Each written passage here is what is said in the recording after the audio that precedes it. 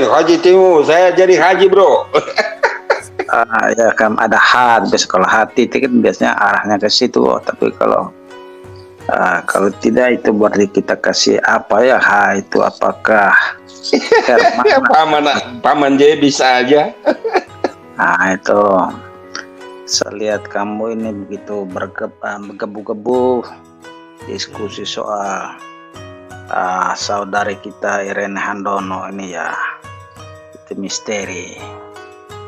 Saya mendengar doa harapan wujud dari saudara Hatimu ini supaya kalau Irene sudah pindah, sudah meninggalkan kekatolikannya, supaya dia cukup fokus di agamanya yang baru. Itu menurut saya sia-sia. Itu seperti pungguk merindukan bulan. Jadi begini, namanya hati orang itu susah, Pak Haji Timo. Biarkanlah saja itu. Kita boleh mengharapkan yang baik-baik, tapi orang kan susah dengan jalan pikiran mereka sendiri. Apalagi seperti dikatakan tadi, kalau hukum kita kadang-kadang ya seperti itu, yang seperti kita lihat itu. Jadi tidak apa-apa. Yang sekarang tuh kita tinggal fokus saja kepada pewartaan yang seperti Pak Ivan katakan tadi itu. Mengatakan iman Katolik alon-alon saja itu.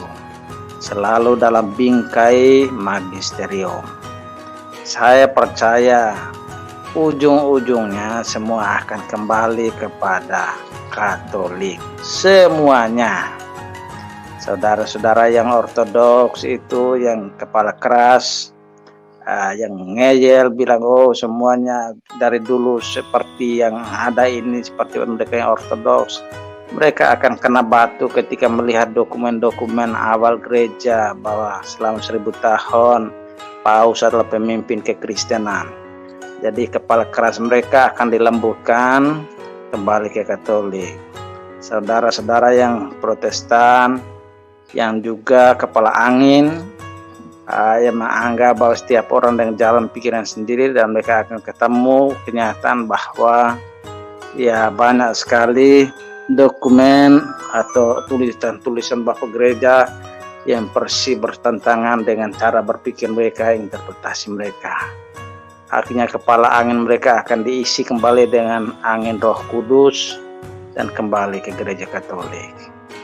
Saudara-saudara kita yang Muslim juga boleh saja mereka argumentasi ke sana kemari,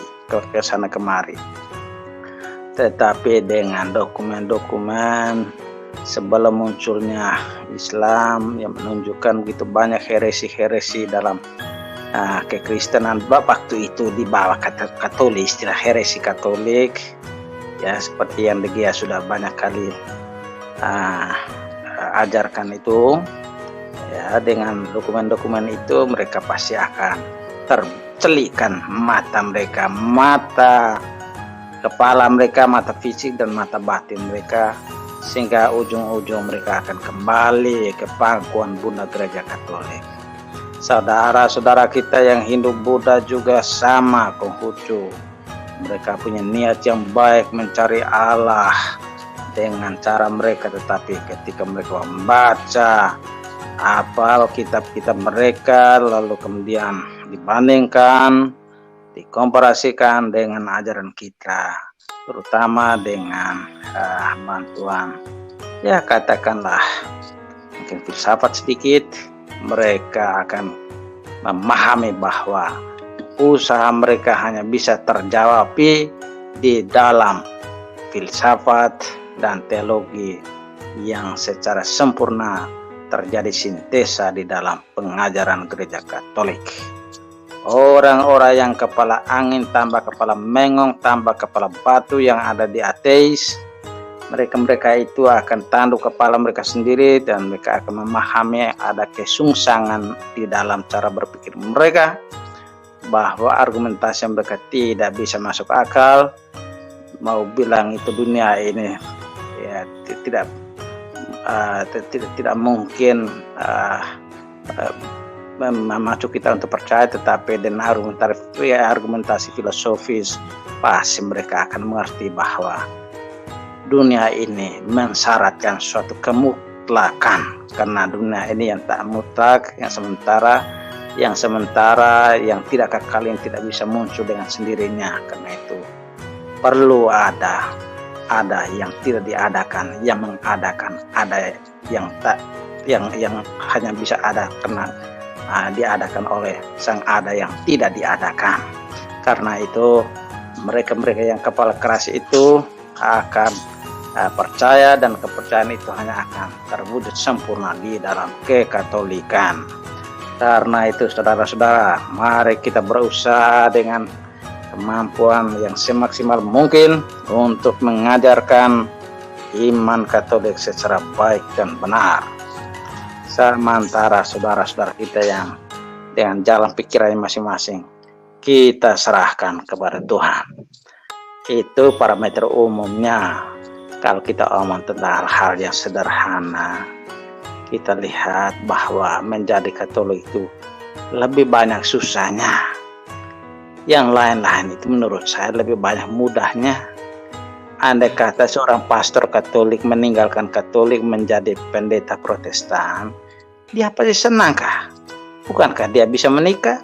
Dia bisa punya apa segala macam sama seperti yang pendeta Protestan.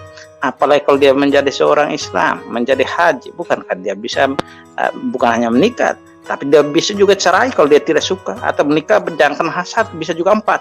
Setiap malam dia bisa lompat ke sana kemari. Lebih mudah kan, lebih menikmati hidup ini kelihatan.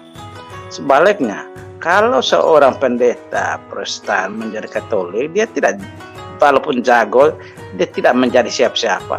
Dia duduk terpekur sebagai umat Allah di bangku umat. Dia tidak dapat apa-apa. Begitu pula seorang Muslim, sekalipun engkau haji besar, tapi menjadi Katolik, engkau hanya duduk tenang-tenang di bangku umat. Jadi kita lihat menjadi Katolik itu seperti yang Tuhan katakan itu, meninggalkan segala-galanya, terutama dalam konteks itu ya. Sehingga kalau orang bilang menjadi Katolik itu banyak taruhan, itu ada benarnya, dan demikianlah benarnya. Sebaliknya banyak orang yang promosikan menjadi Protestan meninggalkan segala-galanya, menjadi Islam meninggalkan segala-galanya. Yang benar saja itu saya seperti itu, saudara-saudara. Saya bicara sudah terlalu banyak.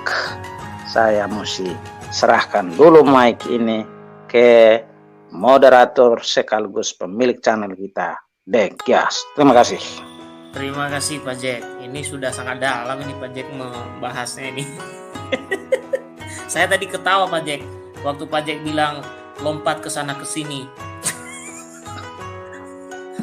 Ya, oke. Baiklah.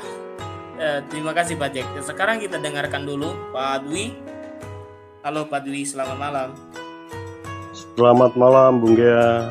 Paman Iya. Jack, selamat malam. Damai Kristus. Salam, Pak untuk Dwi. semua. Damai Kristus. Oh iya. Selamat malam Pak Dwi. Malam. Sugeng dalu. Salam damai. Ya, Bung Gea. Ya, silakan Pak memberikan tanggapan yang terkait dengan yang kita obrolin dengan topik ini. Silakan. Ya, menurut saya yang disampaikan tadi oleh Paman Jack itu yang artinya ya kita sudah final, sebenarnya tidak perlu apapun ya, istilahnya tidak perlu. Katolik itu kan tidak pernah bergunjing atau membicarakan orang lain, agama lain maksudnya ya, karena memang sudah final dan nggak ada urusan dengan yang lain kan gitu.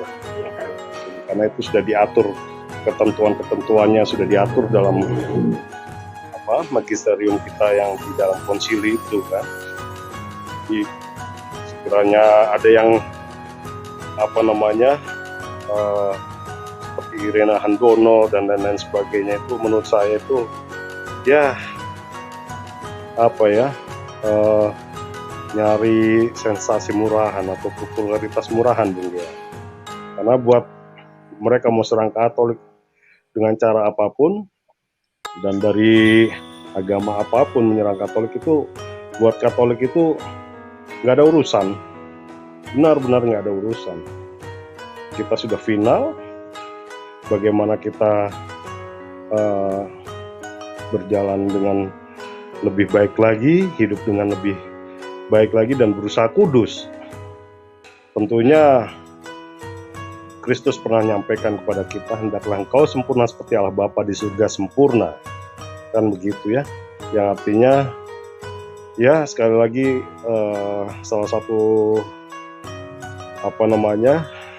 peristiwa yang sangat buat saya favorit sekali ya, ketika Barabas diketok palu oleh pengadilan Romawi ketika itu dengan hukuman mati.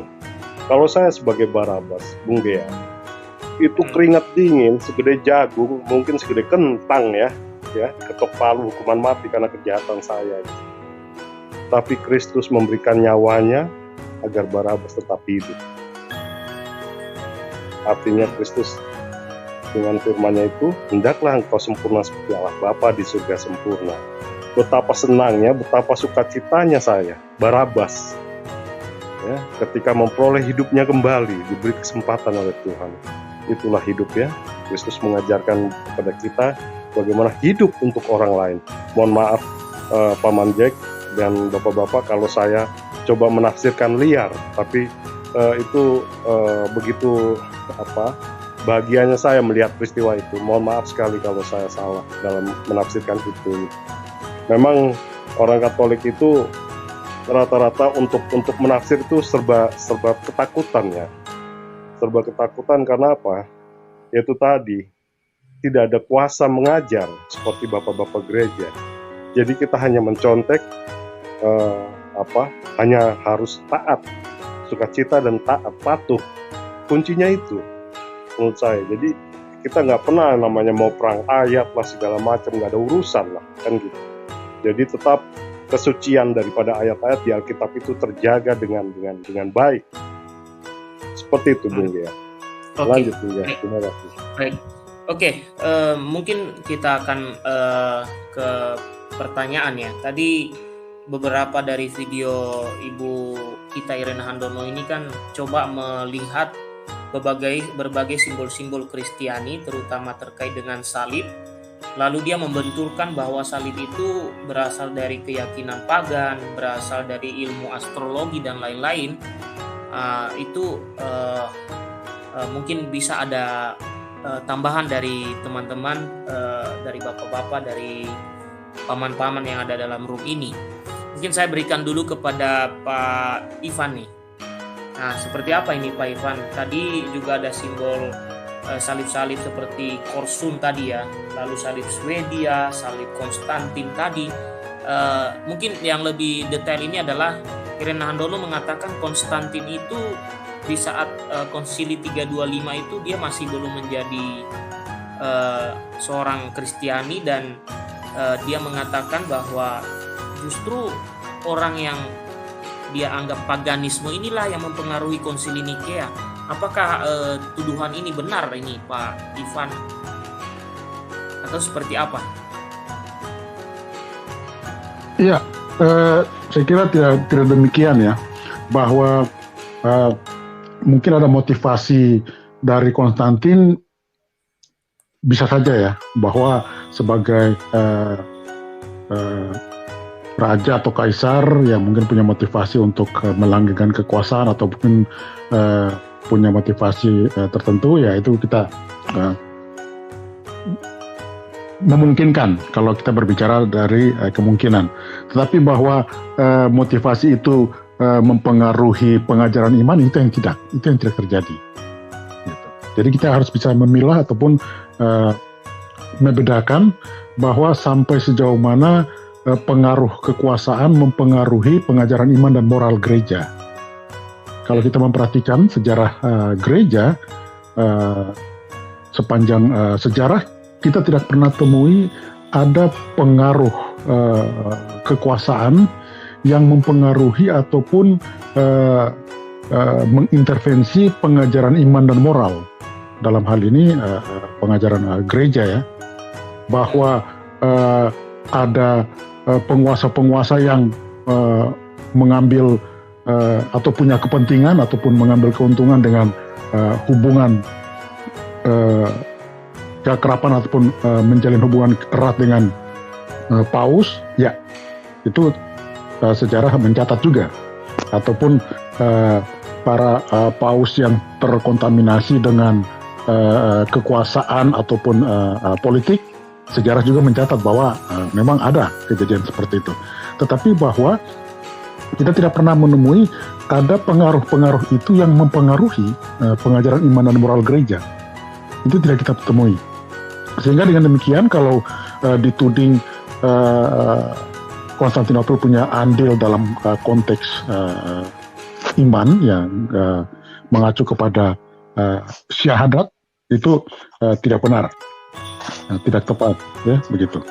Nah, salib ya sebenarnya tidak perlu lagi untuk di pergunjingkan, karena itu sudah merupakan identitas identik yang melekat dengan Kristenan itu sendiri. Bahwa model maupun rupanya, bentuk dan sebagainya itu adalah ekspresi, tentunya sesuai dengan latar belakang daripada, katakan misalnya kalau negara, bendera misalnya, ataupun kalau komunitas tertentu dengan apa yang dia intensikan atau apa yang dia niatkan. Nah, sehingga akhirnya melahirkan berbagai macam ragam model ataupun bentuk-bentuk. Tetapi semuanya itu sebenarnya yang tadi sudah Bro Gaya katakan berpusat kepada Kristus yang disalibkan, wafat dan bangkit. Nah, ini yang sebenarnya secara tidak langsung sebenarnya dia juga sudah menggambarkan itu, bahwa di berbagai macam belahan dunia dengan berbagai macam model salib itu sebenarnya semuanya itu merupakan ungkapan untuk menyatakan iman wafat dan kebangkitan Kristus yang melalui salib itu. Nah, ini adalah fakta yang tanpa dia sadari dia sudah membeberkan fakta itu, yang mana justru bertentangan dengan apa yang tertulis dalam kitab sucinya. Jadi sebenarnya tanpa dia sadari dia sudah membeberkan fakta tentang berbagai macam bangsa, berbagai macam komunitas, berbagai macam strata masyarakat ataupun komunitas-komunitas tertentu, bahkan tingkat kerajaan maupun negara itu menggunakan salib yang berpusat kepada Kristus yang tersalib, wafat dan bangkit. Dia tidak sadari bahwa dia sedang mengabarkan Injil yang bertentangan dengan kitab sucinya dia. Itu yang dia tidak sadari, yang kalau kita cermati secara baik, itulah apa yang menjadi tanpa dia maksudkan, tapi justru dari situ orang mulai akan melihat bahwa ternyata dia sedang bertentangan dengan kitab sucinya sendiri. Nah, itu dari sisi yang kita bisa lihat sebagai nilai positif yang tadi dikatakan. Nah, tetapi dari nilai yang kita katakan negatif, bahwa dia mau mencoba untuk membuat pengaburan, kekaburan dan sebagainya, mau mencoba melontarkan opini, argumen, sehingga seolah-olah ada kebingungan seperti yang tadi juga Borgia sudah katakan. Nah, ini sebenarnya lagi-lagi menohok apa yang menjadi imannya dia, karena dia sedang mengekspresikan kebingungan kitab sucinya dia untuk menjelaskan siapa sih yang disalib. Nah, jadi kembali lagi kepada dirinya sendiri sebenarnya. Apa yang dia coba untuk serang, sebenarnya tanpa dia sadari dia malah memukul mukanya sendiri, ataupun bahkan menampar nabi dan kitab sucinya. Demikian, Bro ya. Oke, baik. Terima kasih Pak Ivan. Ini sudah sangat jelas ya. Sekarang kita dengarkan Pak Jack. Jadi begini Pak Jack, ini kan pembahasan terkait pernyataan Irena Handono ini kan dia membuat pernyataan bahwa salib itu bukan simbol atau bukan lambang kekristenan. Ujung-ujungnya dia mengatakan bahwa itu berasal dari budaya pagan, dan kemudian dia mengatakan bahwa itu Konstantin itu yang memaksa supaya memakai salib itu ketika dia mengalami penampakan yang bertuliskan Insignio Vinces. Nah, sehingga dia mengatakan bahwa ya salib yang dipakai oleh Kristiani itu ya dari penampakan itu sebenarnya, bukan dari abad-abad awal itu ada salib itu. Bahkan dia katakan sebenarnya lambang yang asli itu ya seperti ikan itu gitu, lambang ikan yang ada di katakombe itu. Kira-kira seperti apa ini untuk memberikan pemahaman kepada kristolog yang tidak pernah kuliah ini, Pak Jack?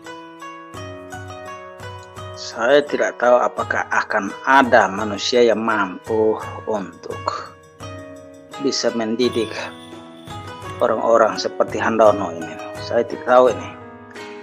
Jangan ke manusia, saya takut Tuhan Allah turun dari langit ini kasih ajar balik dia, mau dia cekik balik Tuhan Allah.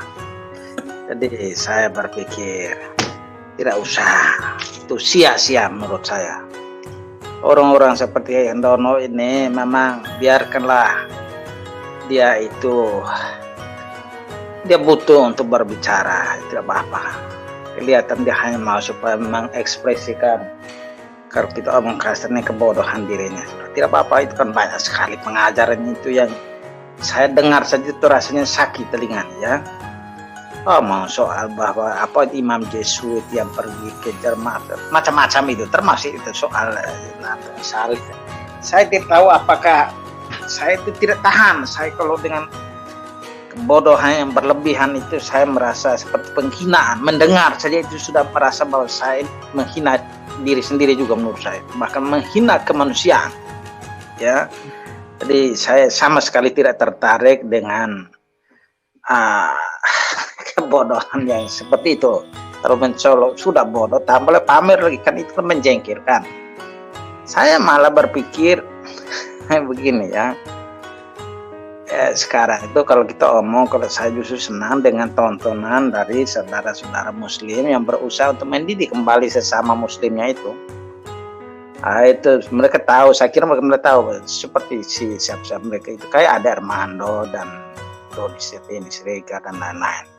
Saya kira mereka mulai sadar bahwa yang mencelakakan Islam itu bukan Kristen, tetapi sesamanya, sesama Islam yang cara berpikir sedemikian konyolnya itu sehingga orang dengan ya, saya rasa kesimpulan sedemikian jelas kalau orang mengecap mereka sebagai orang yang kolot.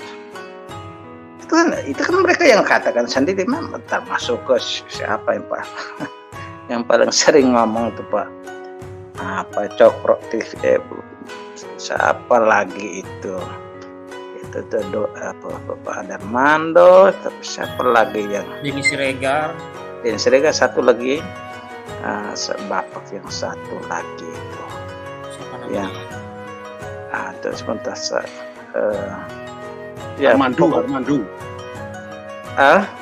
Armando itu yang ada itu sudah dari ada Armando. Satu lagi saya sebut namanya itu, dia itu pokoknya yang dengan dia bikin lucu-lucu orangnya itu, bapak tua itu. Oh, si itu yang kacamata itu siapa ya, lupa lagi saya. Yang kacamata itu. Kun tadi apa? Kun tadi ya. Kun tadi itu. Kun tadi ya. Kun tadi. Saya malah senang nonton Kun tadi. Kun tadi ada Armando, Denny Siregar. Itu kan, jadi itu kan bukan kita yang ngomong kok, mereka sendiri yang ngomong tuh. Ya, mereka yang kritik itu kebodohan dari si Yahya Waloni, kebodohan Irene Andono, termasuk kebodohan di Ustadz siapa itu yang bilang hari kita itu menyembah Dewa Domingo, apa itu? Adi Hidayat. Itu Adi Hidayat. Itu kan entahlah kita mau ngomong apa, tapi yang jelasnya orang kan bisa menilai sedemikiankah tingkat kecerdasan seorang pemimpin untuk mereka, dan mereka begitu begitu tekun mendengarnya. Itu persis seperti guru-guru SD dulu kalau ngomong itu, anak-anak itu hampir mau berdoa, mau lipat tangan untuk mendengarkan guru-guru ngomong walaupun salah. Dan guru-guru ngomong, nah itu kereta api itu ada bannya, kayak ban kalau kempes masih pompa itu kita dengar. Hanya karena dia melihat bahwa mobil itu ada ban, dia tidak tahu bahwa kereta api tidak ada ban seperti yang mobil punya. Tapi kita dengar cerita dari guru juga tidak tahu ini, ngarang-ngarang juga kayak begitu. Jadi ya udah, tidak usah pening kepala. Saya merasa kita cukup nonton tuh. Jadi orang-orang bodoh seperti itu berbicara, nanti kemudian sesama mereka orang-orang seperti pun tadi itu komentar mereka itu. Jadi kita itu seperti penonton yang cukup tepuk tangan saja, kalau kasar aja. Jadi perlu sekali untuk orang-orang seperti itu. Memang tidak perlu kita yang memberikan pencerahan. Orang-orang seperti itu tidak perlu. Kalau kita yang ngomong persis seperti kata Denis Rizky. Kalau kita yang ngomong nanti malah kita dikena cekik lagi dari pemerintah, kita ini macam-macam pencemaran. Dan seperti itu mereka bilang, harus mereka yang sesama Islam yang harus ngomong. Nah, karena kalau tidak mereka mau siapa lagi? Ya, itu. Jadi mereka itu orang-orang seperti kuntonku tadi ini, mereka berusaha untuk berbicara untuk membela Islam. Sudah betul niatnya. Tetap saja nanti masih ada level berikutnya lagi, level akademis historis.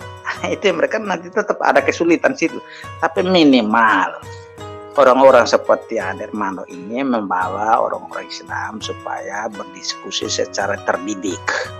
Jangan teriak-teriak pakai bawah pedang, jangan argumentasi sedemikian konyol, yaitu mempertontonkan kebodohan, keidiotan, keminusan berpikir. Itu kan sangat menjengkelkan. Itu sangat bahkan menghina negara kita, seolah-olah negara kumpulan orang-orang bodoh saja. Nah, itu jadi perlu sekali untuk mendidik orang-orang seperti itu supaya sampai pada level di mana orang bisa berdiskusi secara terdidik. Nah, setelah sampai pada level itu, level seperti Adermando itu, baru kita mulai sorong dengan dokumen-dokumen yang lebih berbobot, dan di situ mereka akan melihat di mana kedalaman berpikir Katolik itu, mana level filsafat, level teologi. Ya di situ kita bertemu sudah di situ. Sementara yang lain-lain itu ya sederhana sekali, itu saya rasa itu kayak main-main saja itu. Saya kira cukup di sini dulu bagi saya. Silakan saudara yang lain. Dari Meo Haji Timu belum dengar itu suara itu. Oke. Baik Pak Jack. Ya, terima kasih Pak Jack. Saya juga jadi terhibur dengan Pak Jack ini memberitahu kita bahwa mereka ternyata hanya mempertontonkan kebodohan saja, termasuk nenek satu ini. Silakan Pak Timo. Ya, saya sepakat dengan paman Jack itu. Ya, biarlah mereka buat narasi bagaimanapun ya. Itu pembelajaran bagi kita supaya kita lebih rendah hati. Mudah-mudahan hati mereka kayak Irene Randono cepat sadar gitu. Kalau saya gitu aja Mas Bro. Ya, tapi iman kita tetap kuat gitu. Bagi generasi muda ini jangan terjebak oleh narasi-narasi dari saudara-saudara kita dari Muslim gitu. Kira-kira begitu Mas Bro. Oke. Luar biasa Paman Jack. Oke. Nah, Pak Segarang Solo langsung disambung. Silakan Pak Segarang. Ya seperti Pak Timu itu Pak. Ya memang untuk generasi itu jangan mudah terpengaruh lah. Sekarang kan banyak media bisa belajar dengerin Paman Jack gitu kan sambil belajar atau apa kan. YouTube kan juga sering begitu kan, dengerin lagu kan. Dari situlah kita belajar untuk itu. Nah yang sebetulnya pembelajaran itu memang banyak yang belum paham juga ya, umat Katolik sendiri dengan ajaran Katoliknya gitu. Saya boleh salah langsung ya. Silakan. Salah DG ya segini. Maksud kita boleh nasihat supaya generasi muda jangan tinggalkan agama Katolik. Sebenarnya nasihat yang sama. Saudara-saudara kita yang Muslim juga, mereka juga itu kan peningkatan juga yang sama. Mereka gencar yang ada yang meninggalkan Islam, yang Protestan juga sama, semuanya sama. Sekarang coba kita analisa lebih lanjut. begini, kalau hanya sekedar harapan pasti semua orang harap begitu, kecuali orang yang tidak punya prinsip sama sekali. Tapi pertanyaannya adalah mengapa? Misalnya kalau seorang Katolik pindah atau tinggalkan Katolik sebagai anak muda, kira-kira menurut kamu tuh alasannya apa? Alasannya? Nah, ini ada beberapa alasan, Paman. Ya. Kalau udah umur 25-an, biasanya pindahnya itu mulai umur 25-an, umur remaja itu biasanya masalah perkawinan, perjuduan itu banyak-banyak. Oh gitu. Iya, jadi itu kalau udah di situ susah kita untuk apa? Untuk mencegahnya satu. Kedua, kalau yang sudah tua biasanya punya gandengan lagi. Sabar, kita coba yang satu dulu. Cukup yang Ya. 25 yang pertama. Sekarang kalau saya buat asumsi terbaliknya, bukan asumsi terbalik, tapi saya membuat pengandaian argumentasi dari saudara-saudara kita yang Muslim. Misalnya kayak yang Muslim, kadang-kadang juga ngomong bahwa itu mereka yang tinggalkan Islam itu hanya karena mau pengen menikah. Menurut analisamu bagaimana? Ya ada yang begitu, hampir sama, Paman. Tapi ada tapinya juga di Katolik ada yang seperti teman, Paman ya. Dia kawin campur di gereja, tapi habis itu istrinya, istri atau suaminya beberapa tahun kemudian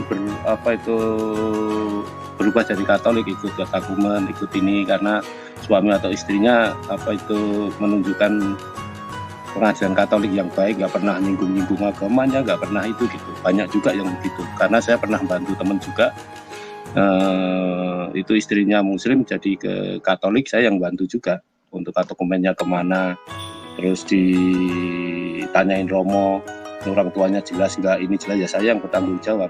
Pernah juga begitu. Memang kebanyakan yang Katolik, kalau yang itu tetap dia lebih baik kawin campur, Paman. Nah justru itu tadi maksud saya kenapa mereka harus tinggalkan kekatolikan, padahal kan bisa kawin campur. Kadang-kadang ada ya namanya orang, Paman ya, mentalnya kurang berani. Oke, di situ poin saya, maksud saya. Iya, mentalnya kurang berani, ada yang kurang berani. Jadi anak-anak muda, bukannya wanita kan laki-laki, anak muda yang bodoh, yang tidak punya prinsip. Itu yang akan mudah meninggalkan Katolikan. Kenapa? Menurut saya Katolik itu sangat prinsipil. Katolik itu tidak tolerir dengan perceraian, dengan poligami. Ya. Itu kan sangat susah sebenarnya. Itu kan sangat susah, tetapi menjamin ketulusan. Satu-satunya yang menjamin tentang, kalau kasar, kalau kita mau pakai kata yang maksimal, kekekalan cinta, keabadian cinta. Satu-satunya. Jadi ketika Anda menikahi seorang Katolik, maka Anda punya jaminan bahwa dari segi sosial, agama, Katolik itu, dia menjamin bahwa Anda hanya miliknya saja sampai mati. Tidak ada peluang bahwa dia akan dilegitimasi oleh agama, oleh masyarakat Katolik untuk menceraikanmu, untuk menduakanmu, untuk meninggalkanmu. No, tidak ada. Anda dijamin baik dari segi agama maupun dari segi masyarakat Katolik bahwa engkau akan menjadi miliknya satu-satunya seumur hidup. Jadi Anda merasa punya jaminan.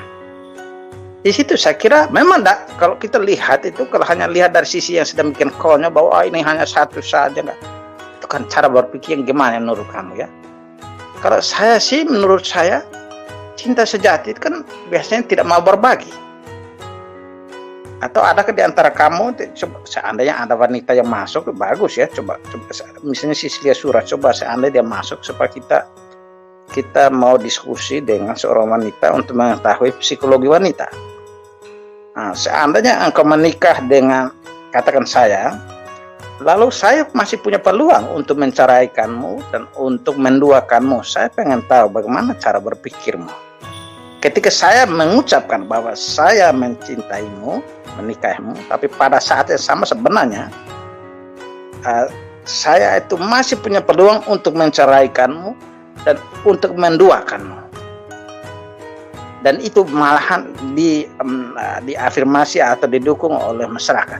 Saya pengen tahu kira-kira bagaimana katakanlah ini semacam kata hatimu. Coba ada yang di live chat, seandainya ada yang wanita, coba kalau bisa. Kalau saya boleh mewakili laki-laki nggak, Pak Jack? Oh, kalau laki-laki itu kan saya merasa itu tadi, maksud saya itu kan makanya saya pikir paling senang menurut saya itu mau meninggalkan Katolik masuk Islam itu. Saya tidak tahu cara berpikir kamu ya, tapi kalau bagi saya itu saya merasa wah, ini kalau kita ngomong dari segi laki-laki saja itu ya. Izin Paman Jack, izin. Ya. Jadi kalau Paman Jack menanyakan hal seperti itu, kenapa anak muda itu gampang sekali keluar dari Katolik hanya karena ingin pernikahan itu saja? Saya rasa tidak seperti itu, Paman. Bukan hanya itu saja. Karena begini, satu, faktor dia memahami atau mengerti tentang Katolik itu saya rasa kurang. Itu satu, itu kurang. Kedua, yang kedua itu adalah civil fair, penciptaan kondisi di mana bagaimana caranya menjadi satu ya terintegrat dalam global program tentang bagaimana harus agama tertentu gitu, Pak Bandi. Menurut saya ya. Jadi yang ketiga lagi, Pak Bandi, berkait dengan program global di mana itu agama tertentu ini harus mendominasi untuk semua negara. Itu tentunya implikasi ke dalam pekerjaan swasta di mana minoritas, kalau di sini minoritas lah Katolik itu ya, itu sulit untuk menduduki satu jabatan tertentu, diskriminasi sangat-sangat kuat untuk supaya tidak menduduki sebuah institusi di mana sebagai pemimpinnya. Itu Pak Mandi. Jadi kalau sekiranya orang Katolik tersebut memahami dengan benar Katolik itu seperti apa, ya kalau saya terus terang Pak Manjek, saya baru paham setelah Bung Gea ajari saya Pak Manjek di channelnya DKC. Jadi oh ternyata seperti ini, sekian puluh tahun baru saya paham Pak Manjek. Coba kalau nggak ada Bung Gea, mungkin saya juga akan pengajaran Katolik itu benar-benar minim, saya hanya taat aja, menang di taat aja Pak Mandi. Sedangkan iya, dengan pengalaman iman itu yang membuat saya bertahan. Tetapi setelah saya memahami ini melalui channel Bugea, DKC tempo hari, itu merubah segalanya buat saya, kehidupan baru yang benar-benar sukacita sekali Pak Mandi. Terima kasih Pak Mandi. Lanjut. Iya. Ya maksud saya kan begini, kita kan omong yang fair-fair saja toh, bahwa menjadi Katolik itu kan lebih banyak kalau dari segi manusia, kalau kita hanya berbicara, berpikir sebagai manusia, dari sisi manusianya, lebih banyak susahnya, terutama dalam konteks pernikahan. Anda kan tidak punya peluang untuk menceraikan pasanganmu dan tidak punya peluang untuk poligami. Apalagi sebagai wanita itu kan posisinya lebih lama kalau dilihat dari sisi itu. Tapi kalau kita lihat dari sisi yang lain, itu adalah menurut saya itu sisi agama yang menurut saya paling baik. Kenapa? Karena menjamin kelanggengan cinta. Karena ketika kita menikahi seorang yang kita cintai, di situ ada peluang bahwa engkau didukung oleh agama bahwa pasanganmu adalah satu-satunya sampai mati. Kalau terjadi satu orang yang tidak setia, maka seluruh umat Katolik di seluruh dunia tidak akan pernah mendukung pihak yang tidak setia. Semua akan berdoa, semua akan berusaha untuk kembali bersatu. Kalau terjadi kekerasan atau apa, kan ada dia pun jalan keluar, yaitu pisah ranjang dulu. Ya, baru tapi Pak Manjek, mohon izin saya potong dikit Pak Manjek. Mohon izin Pak Manjek. Iya. Jadi sisi liar kemanusiaan juga harus diperhitungkan, Pak Mando. Sisi liar dalam berpikir, sisi liar dari kemanusiaan itu sendiri yang notabene ya kalau dia hidup dalam berusaha untuk saleh, berusaha untuk kudus ya Pak Manjek ya. Istilahnya benar-benar ketaatan itu sudah diajarkan dari dini. Tetapi Pak Manjek, sisi liar manusia itu ya Pak Manjek, itu juga tidak menutup kemungkinan keinginan dia untuk istilahnya berbagi kasih dengan yang lain, Pak Manjek. Ya, memang. Tapi justru itu tadi. Nah, sekarang akhirnya kita masuk pada definisi agamanya. Apakah agama adalah jamin untuk melegitimasi sisi liar kita? Kan tidak gitu kan? Betul. Nah, justru di situ makanya Katolik tidak pernah menjadikan agamanya itu sebagai legitimasi untuk sisi keliaran sisi liar kita itu. Bahkan begitu jelas engkau bahkan kita omong sampai yang mungkin kita rasa tidak enak, tetapi katakan misalnya begini ya, kalau kita lihat misalnya 1 Yohanes bab 2 ayat 16 ya, everything in the world, the crave of flesh, pokoknya intinya bahwa segala sesuatu di dunia ini, keinginan daging, keinginan mata, dan kekuasaan apa seperti itu semua bukan berasal dari Bapa, tetapi dari dunia. Dan lihat, berarti termasuk keinginan daging itu bukan kehendak Bapa loh. Itu maksud saya Pak Manjek, keinginan daging itu manusia itu yang sulit sekali. Nah, tapi justru itu tadi. Nah, sekarang lihat. Nah, sekarang coba kita lihat bagaimana penjelasan dari teologi of the body, yaitu teologi tubuh dari Yohanes Paulus kedua. Nah, termasuk nanti kalau kita lihat komentar dari misalnya Christopher Best tentang teologi tubuh. Bagaimana ketika terjadi hubungan suami istri, apakah di situ itu nanti dihubungkan lagi dengan Matius bab 7 sekitar itulah, nanti perlu cek bahwa jika seorang laki-laki memandang wanita dan menginginkannya, ia sudah berdosa di dalam hatinya. Nah, itu kalimat itu hanya berlaku bagi orang selain istrinya atau juga termasuk istrinya, kan begitu tuh loh kan. Nah, sekarang maksudnya pertanyaan kan begitu. Nah, jawabannya bagaimana?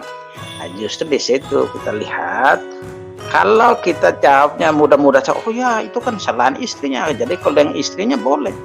Nah, justru cara berpikir itu yang tidak Katolis. Jadi lihat, di situ yang kadang-kadang menjadi Katolik bikin pening kepala. Karena ketika Anda melakukan hubungan suami istri, Anda tidak sedang melampiaskan kedaginganmu, tapi Anda berhubungan karena atas dasar cinta, bukan karena atas dasar nafsu. Kan di situ logikanya. Nah, itu jadi menjadi sangat tinggi teologi tubuhnya Katolik.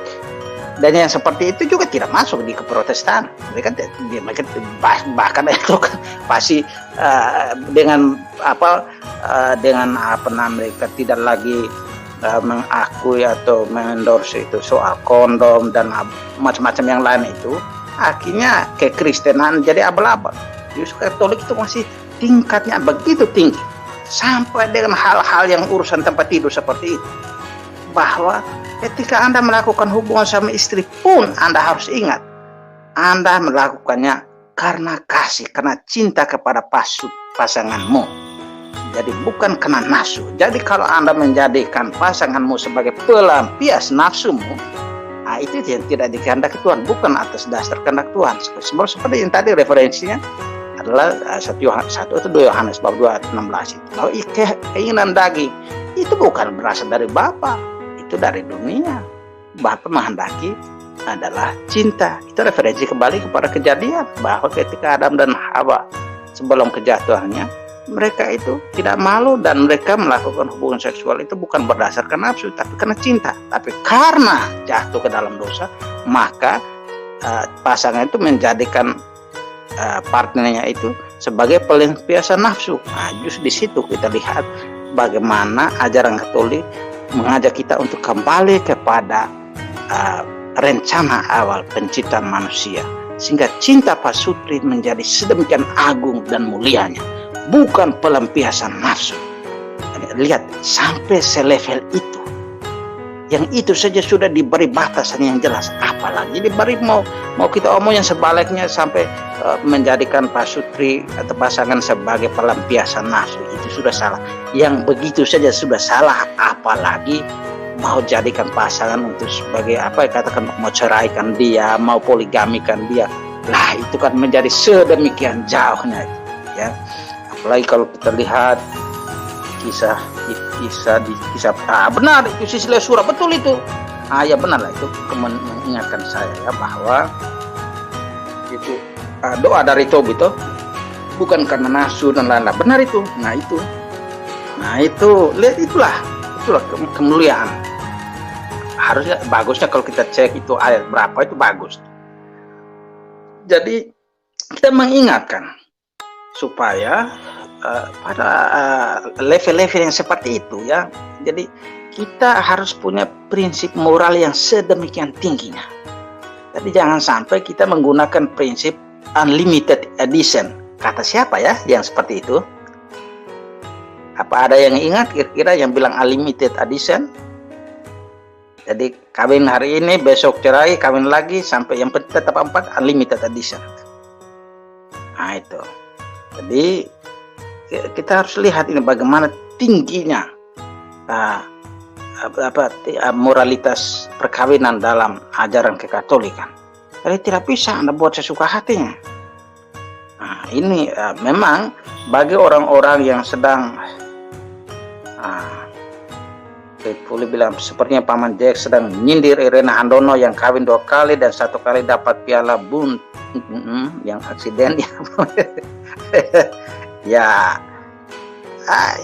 Ya saya tidak perlu sindir, itu kan ya hak dia toh. Jadi dia mau seperti itu ya, silakan. Maksud saya ya itulah, saya mengatakan inilah moralitas kekatolikan.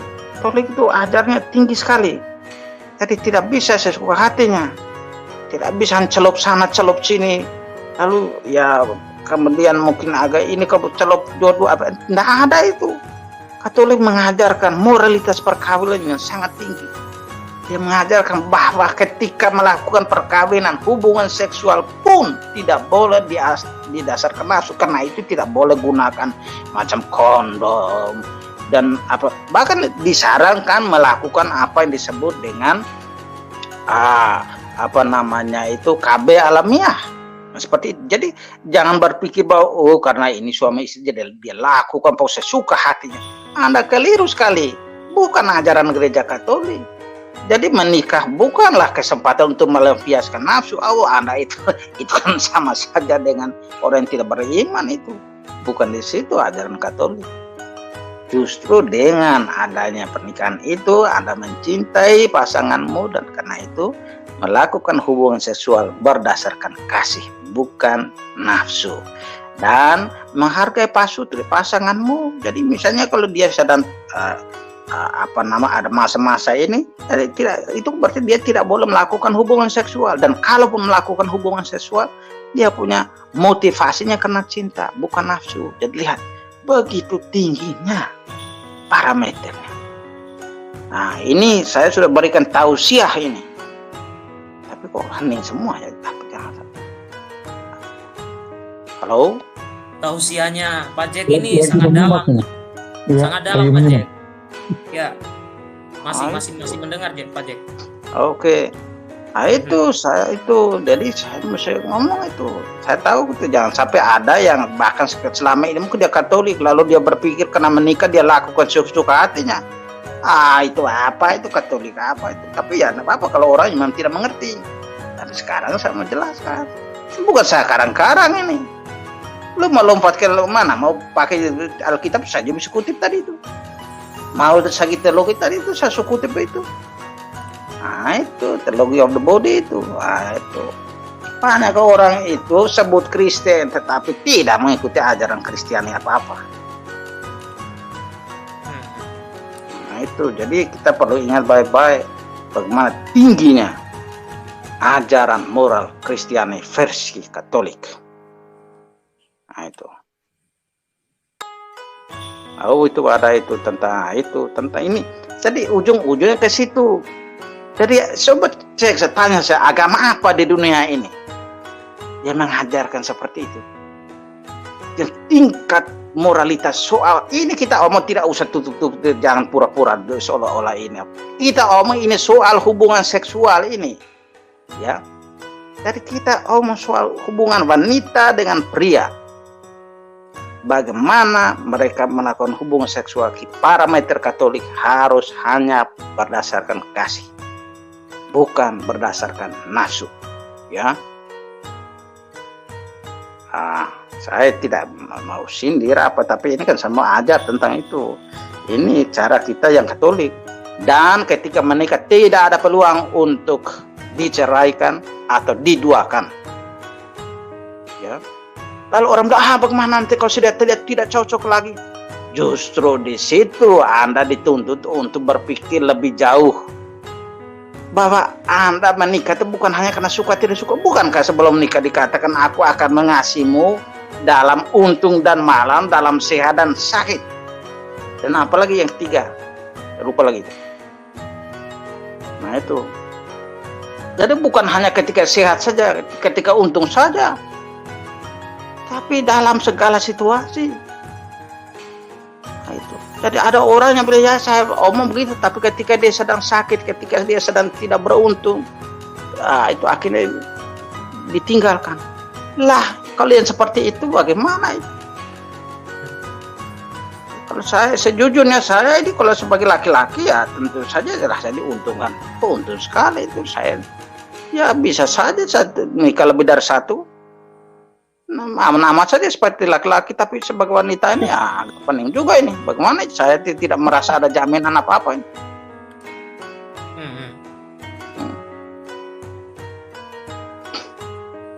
Waduh, Nah, ini bagaimana ini Pak Jack menanggapi ini pernyataan ini?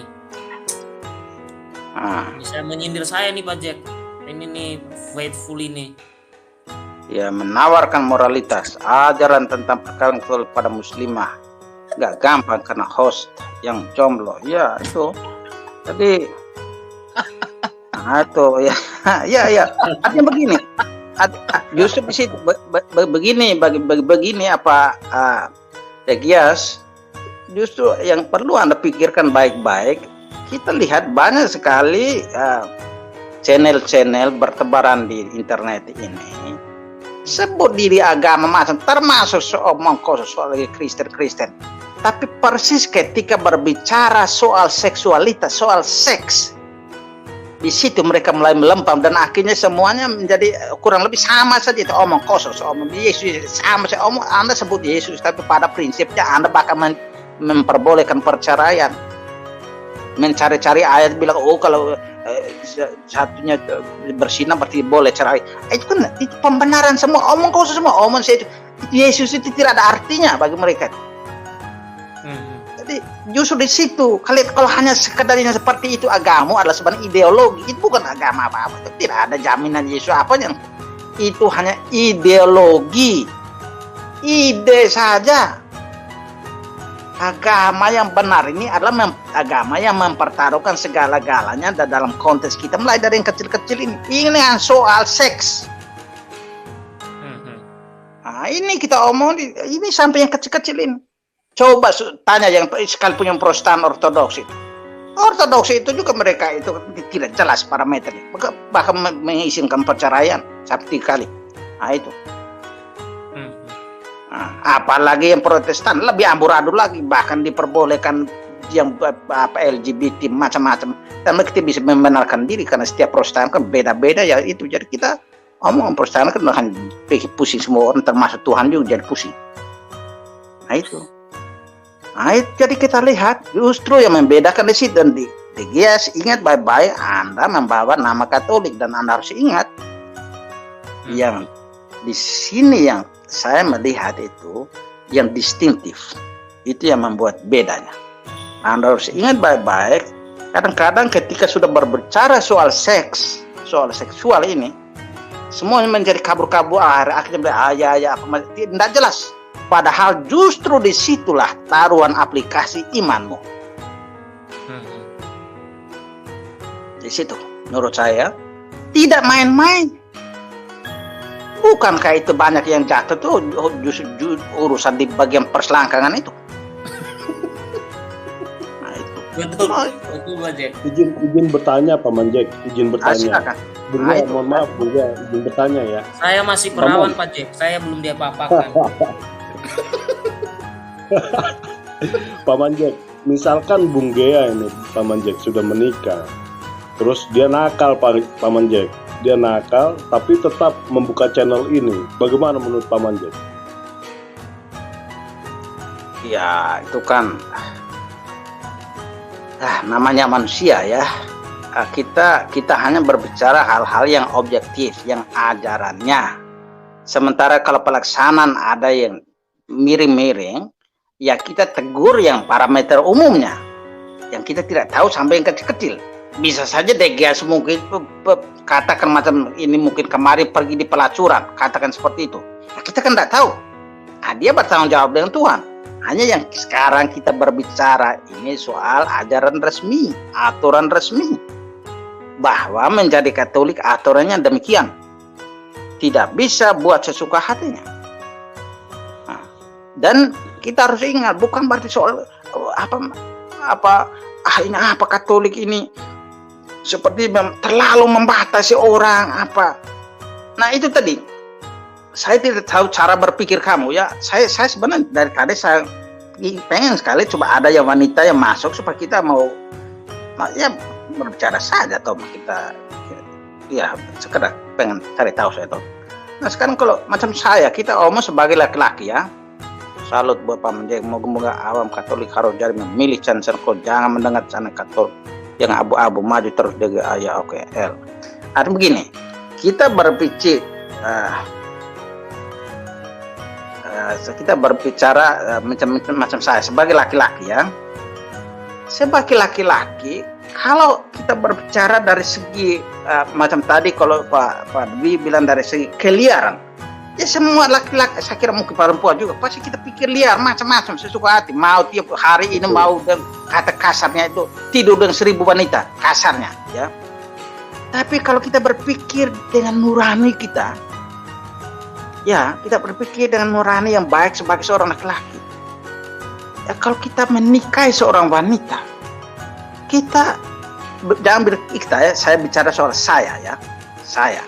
Kalau seandainya saya menikahi seorang wanita, saya tidak mau melukai hatinya. Jangankan mau apa kayak katakan selingkuh, berpikir untuk buat yang aneh, masih berpikir saya merasa bersalah dengan dia.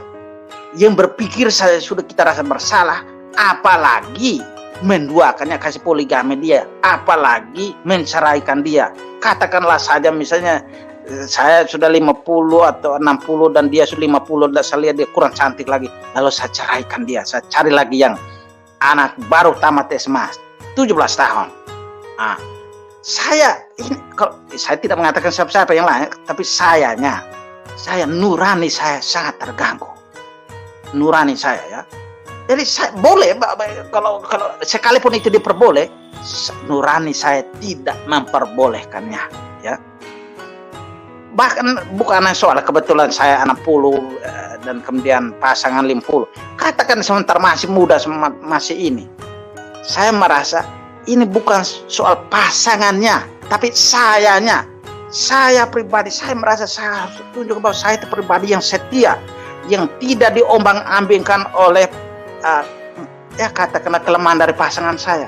Seandainya misalnya saya menikah, saya punya istri, kami masih grace 25 tahun, lalu dia tiba-tiba ya katakanlah saja dia selingkuh dengan laki-laki lain. Saya, kalau menurut saya pribadi nurani saya, perselingkuhannya tidak menjadi legitimasi bagi saya untuk juga menselingkuhi orang lain atau menceraikan dia. Saya merasa bersalah bukan karena dia, tapi sayanya menunjukkan bahwa saya itu orang yang tidak punya prinsip. Saya orang yang tidak setia. Jadi saya setia dengan dia bukan karena dia pertama, tapi karena saya menunjukkan bahwa saya adalah pribadi yang bermartabat, pribadi laki-laki yang punya dignity, laki-laki yang mampu untuk setia, laki-laki yang mampu untuk mengontrol diri sendiri, laki-laki yang bermartabat. Jadi sayanya ah ini saya ini ngomong ini sudah apa ini kelihatan. Ah ini sebaiknya saya mesti stop dulu. Ini saya tahu saya telepon. Kami menyimak ini Pak Jack. Lanjut Pak Manjur. Ah, ini yang lain itu, ini saya bakal ngomong apa ini? Saya ini tidak betul ini. Nah, jadi itu. Ini mantap ini, mantap. Mantap Pak Jack, mantap. Ya. Jangan kamu ini, tapi saya perlu dengar juga dari kamu. Tapi saya sebenarnya lebih share itu kalau seandainya ada wanita Cecilia Sura, seandainya Silakan masuk. Cecilia Sura. Sebentar Paman. Jadi ini sebetulnya Paman ya. Siapapun orangnya yang seperti Paman Cek tadi ungkapkan Paman. Kalau